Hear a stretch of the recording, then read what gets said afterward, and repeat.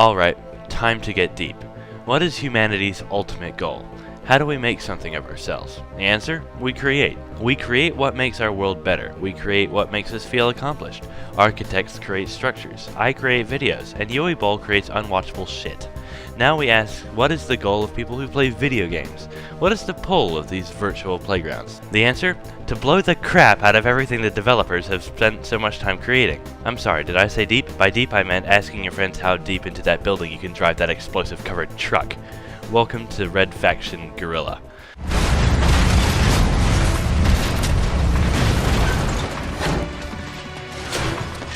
Destructible environments have been a major selling point on many games, but usually all these turn out to be is certain objects in the environment that would explode when shot.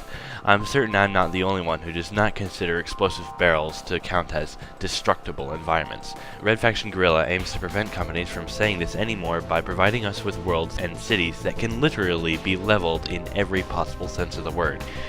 Drive a car into a wall, and depending on your speed and the thickness of the wall, you'll go through it. Place explosives on key support beams of a building and it will fall. Use a giant robot to throw a car into a skyscraper and it will punch a see-through hole through to the other side. That's what the destruction is about. This game goes so far as letting you tear down a building bit by bit with a sledgehammer.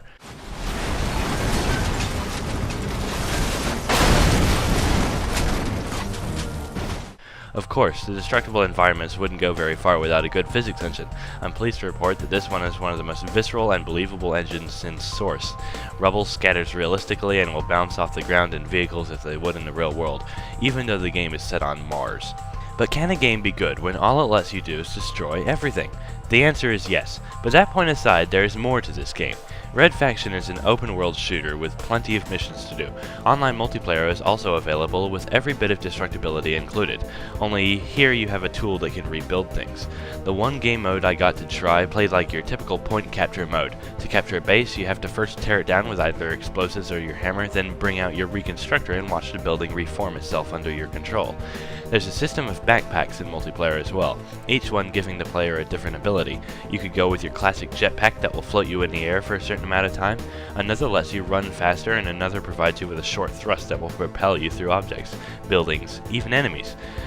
There were no vehicles in multiplayer as far as I could tell, and there is no mode that will let you go into the open world with a friend online and fool about a la GTA 4. You can't hit me!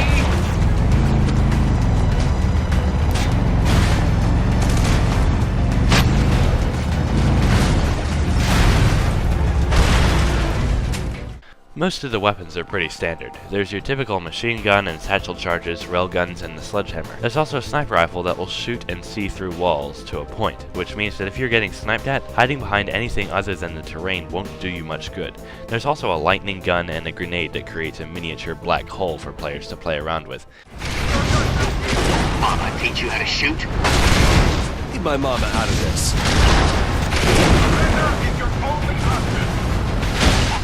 Red Faction is a series that has been running since the PlayStation 2 and doesn't appear to be letting up anytime soon. It doesn't look like any other developer will be able to claim fully destructible environments anytime soon without taking a closer look at their title.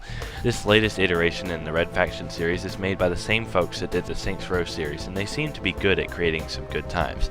In this case, they create good times for the player by letting them destroy every inch of what they've built. Red Faction Geurilla releases on the 2nd of June this year, and the single-player and multiplayer demos are available for download now off of Xbox Live and PlayStation Network. This is what many gamers have been in search for years, and now it's finally here. Have fun.